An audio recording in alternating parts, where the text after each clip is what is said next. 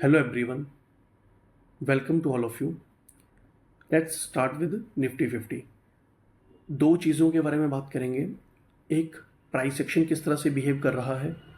दूसरा, क्या हमारे पास की लेवल्स हैं, मीन कौन सा सप्लाई जोन है, कौन सा डिमांड जोन है. And at last we will discuss कि हमें आज के ट्रेडिंग सेशन में किस तरह से ट्रेड प्लान करने हैं. तो प्राइस एक्शन के अकॉर्डिंग क्या प्लानिंग रहेगी. सिंपल, इसको सपोर्ट 1 मान लो, इसको सपोर्ट 2 मान लो. That is a resistance 1, that is a resistance 2. ठीक है.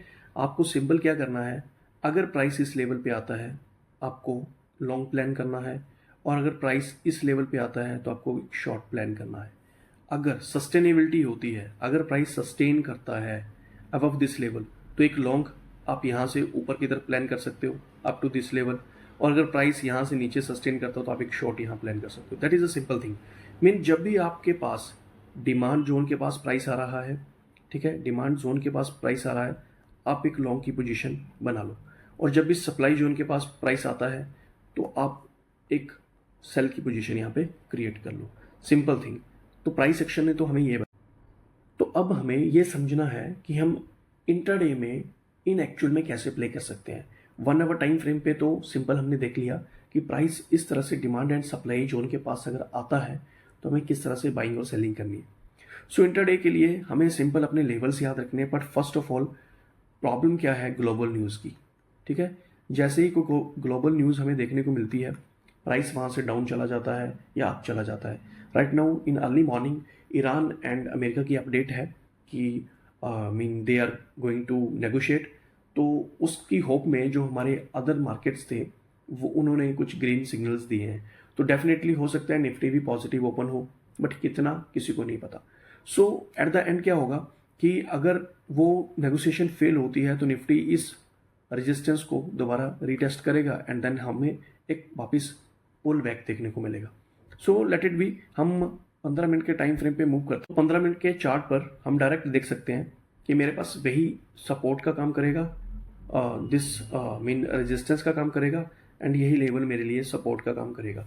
एंड बीच में दिस लेवल क्यों मैंने लगा के रखा हुआ है, क्योंकि यहाँ से मार्केट हल्की सी रीटेस्टिंग जरूर करता है. So let's see. And important अभी आपको एक चीज़ और यहाँ पे ध्यान रखनी है कि मार्केट जो है ना वो नॉर्मली वी शेप रिकवरी कर रहा है. यहाँ से दिस, और यहाँ से ऊपर गया फिर नीचे आया, अब यहाँ से ऊपर गया था वापस नीचे आया था. तो एक हमारे लिए कन्फर्मेशन ये भी है कि जैसे ही मार्केट मूव करता है, ठीक है, यू हैव टू अंडरस्टैंड कि आपको वेट करना है उसकी रिट्रेसमेंट का. अगर मान लो गैप अप होता है एंड नीचे आता है, देन आपको वेट करना है ऊपर की तरफ की मूवमेंट का. जैसे ही हमें डाउन पॉइंट मिलता है हम वहाँ से एंट्री करते हैं. और डाउन पॉइंट कहाँ मिलता है, near by any resistance, near by any support, ठीक है, एनी डिमांड जोन. सो उस तरीके से हमें प्ले करना है. अगर निफ्टी 50 23,260 से ऊपर सस्टेन करता है, मीन इस लेवल से ऊपर सस्टेन करता है, then you can make a long position. आप यहाँ पे एक लॉन्ग प्लान कर सकते हो अप टू दिस लेवल. ठीक है. और अगर इस डिमांड जोन के पास आके सस्टेन करता है, देन अनदर एक लॉन्ग प्लान कर सकते हो अप टू दिस लेवल. तो आपके पास लॉन्ग के लिए 2 ट्रेड है. एंड यहाँ से अगर आपको रिजेक्शन दिख रही है, देन डेफिनेटली यहाँ से आप एक शॉर्ट की पोजीशन क्रिएट कर सकते हो up to this level.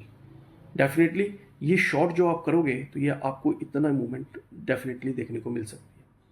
So this is all about today कि आपको मार्केट में लेवल्स याद रखने हैं. दैट इज 23,150 का डाउन साइड, एंड उसके नीचे अगर गया तो 23,070 का एक level, and for the upside 23,260 का एक फर्स्ट रेजिस्टेंस रहेगा, एंड 23,440 का सेकेंड रेजिस्टेंस रहेगा.